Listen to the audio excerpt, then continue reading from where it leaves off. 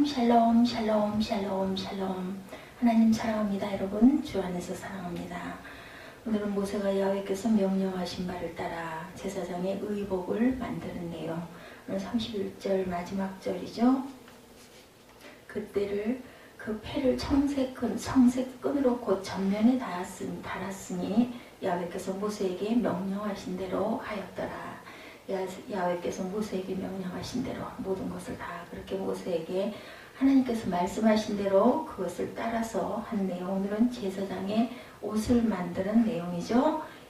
1절은 모세가 야훼의 명을 따라 거룩한 옷을 만들었다는 서론적인 내용이죠. 2절에서 5절은 에봇에 대하여, 6절에서 7절은 에봇 견대에 달린 기념 보석에 대하여,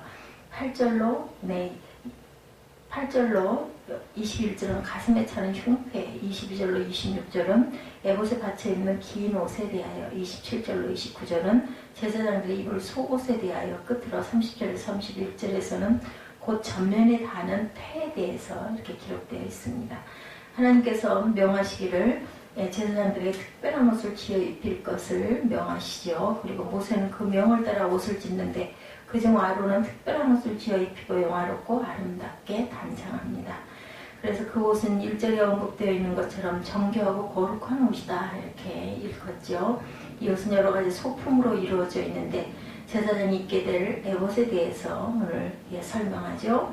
에봇은 금실과 청색, 자색, 홍색실과 가늘게 꼰 배실로 만들어졌는데 금을 얇게 쳐 오려서 실을 만들고 그것에 청색, 자색, 홍색실과 가는 배실을 섞여 얼마나 정교했을까요? 금을 얇게 쳐서 그것으로 앞에 그 면들을 장식을 했다는 것이 얼마나 화려하고 아름다웠을까요? 금실로 된 최고급 실과 고품격의 원단을 사용했다.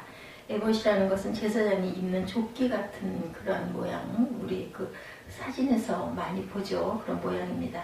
앞치마 같이 생기기도 했습니다. 우리 이렇게 그 주방에서 일할 때 입는 앞치마들 아시죠? 그 앞치마 같이 이렇게 꿰서 입는 것입니다.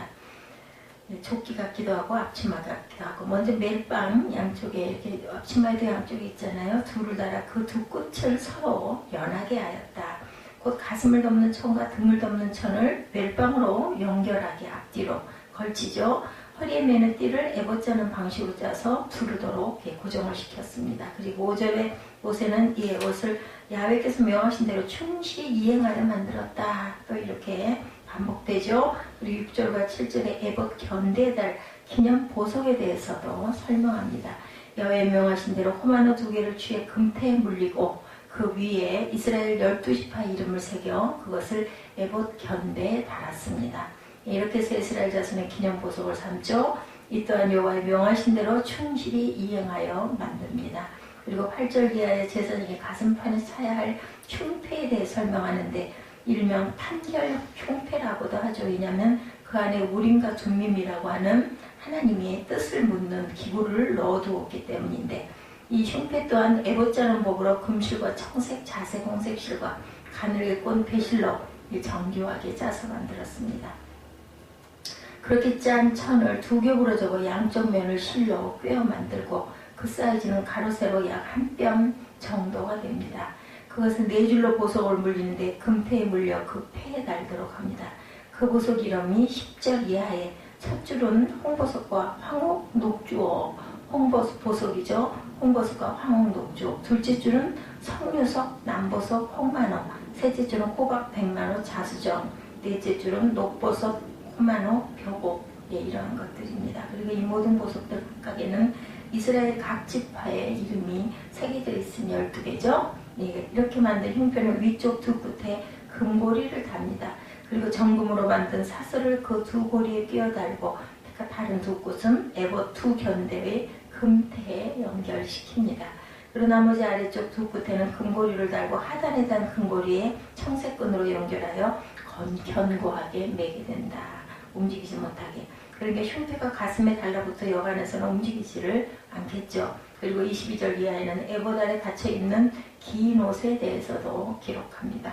이 옷은 청색으로 된 옷인데 두 어깨 사이에 머리 들어갈 구멍을 내고 그 구멍의 둘레를 갑옷의 것처럼 단단히 훑쳐서 찢어지지 않도록 만들었다.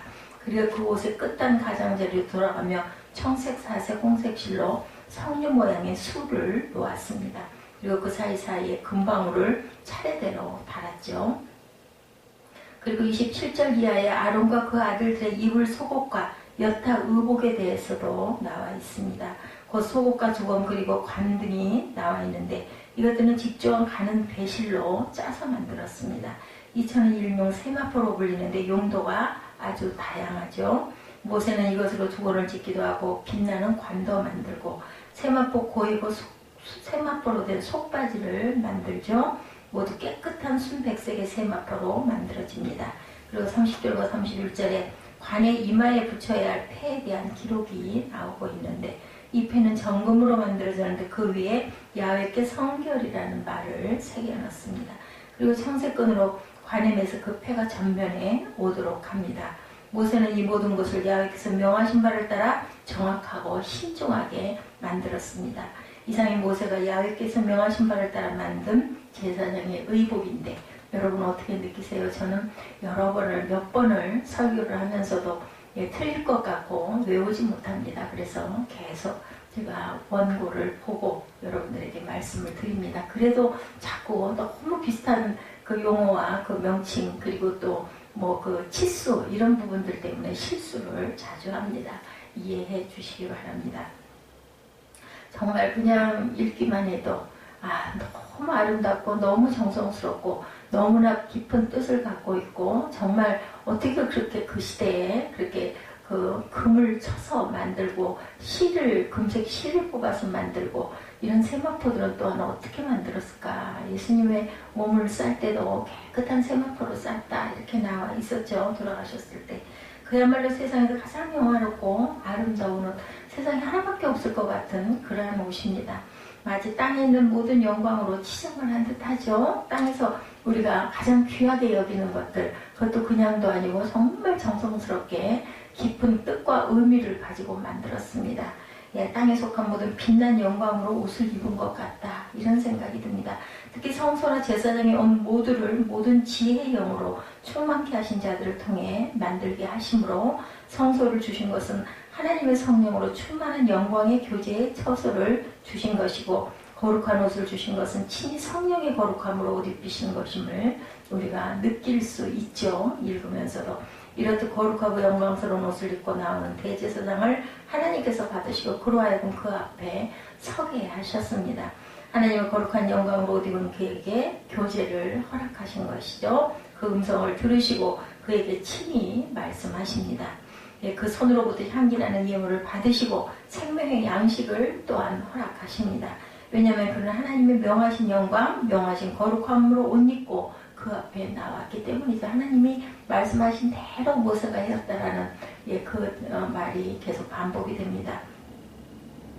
하나님께서 받으시기에 합당한 영광과 거룩한 옷이다. 그러나 만약 그가 하나님의 명하신 거룩함의 옷으로 옷 입지 않았다면 어떻게 됐을까? 그는 하나님께 나올 수도 없고 하나님께서 그를 받지 않으시고 나아가 그를 죽이실 것이다. 왜냐하면 그는 그 영광에 합당한 자가 아니기 때문이죠. 그때의 자격은, 구약의 자격은 이런 것들을 온전하게 갖춰 있고 하나님께서 말씀하신 대로 해야 했기 때문이죠. 그리고 지금 제사장의 어깨와 가슴에 빛나는 보석돌 위에는 이스라엘의 그 12지파 이름이 새겨져 있기도 합니다.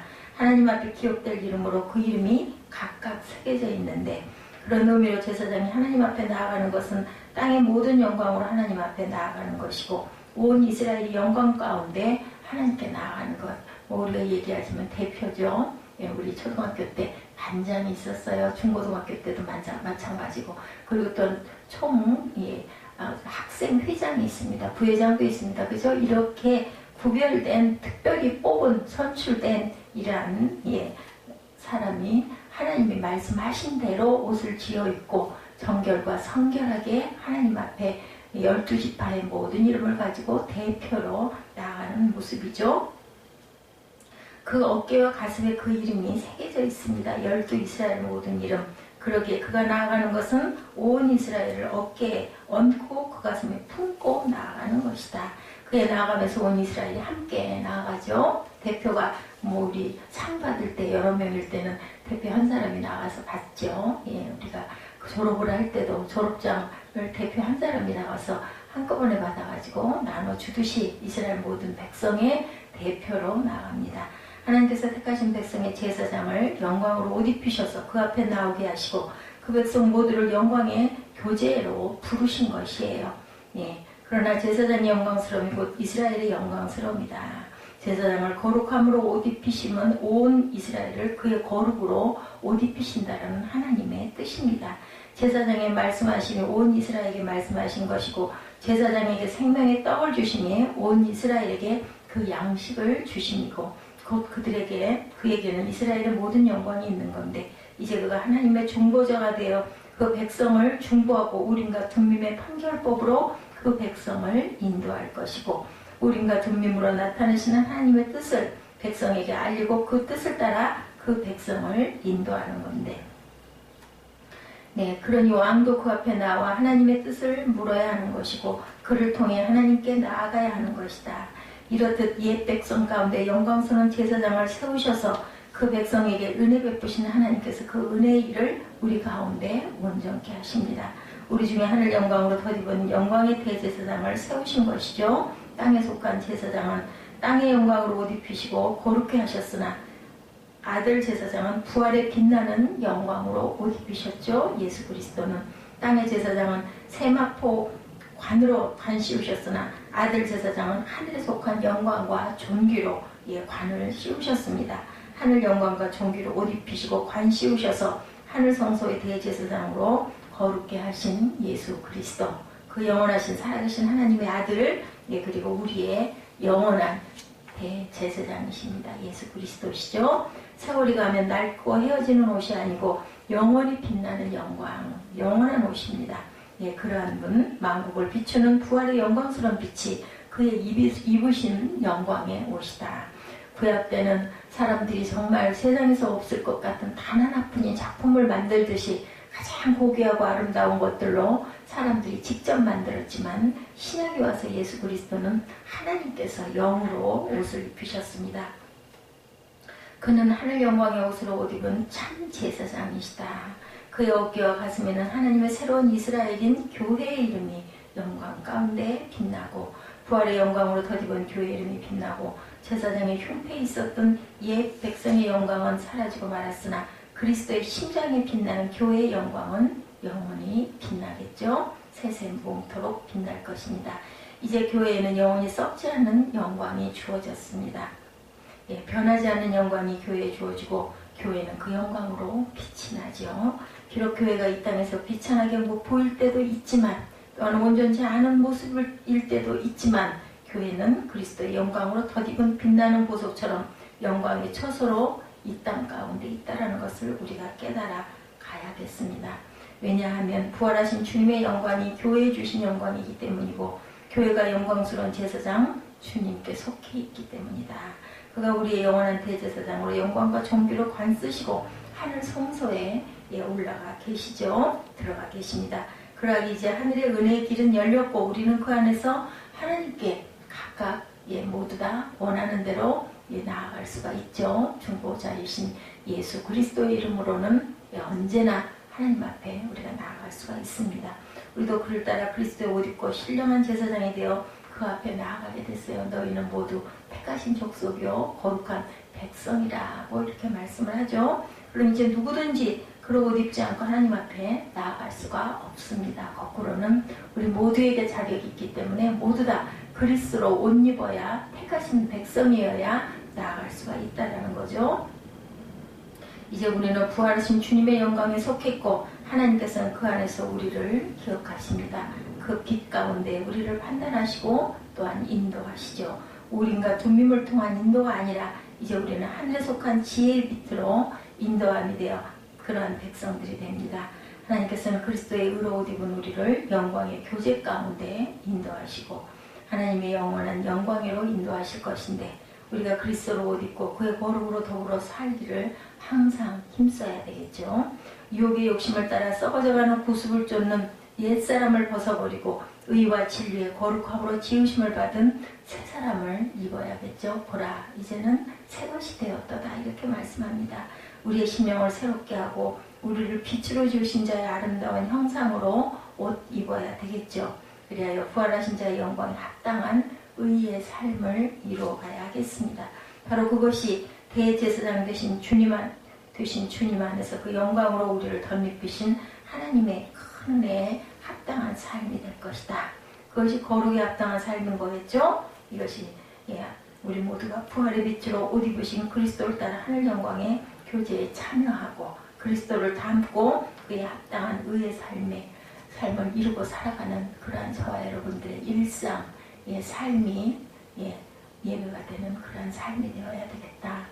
주님의 거룩한 영광으로 영원토록 영원한 영생을 누리시는 저와 여러분 되시기를 주님의 이름으로 축복합니다. 기도하시겠습니다.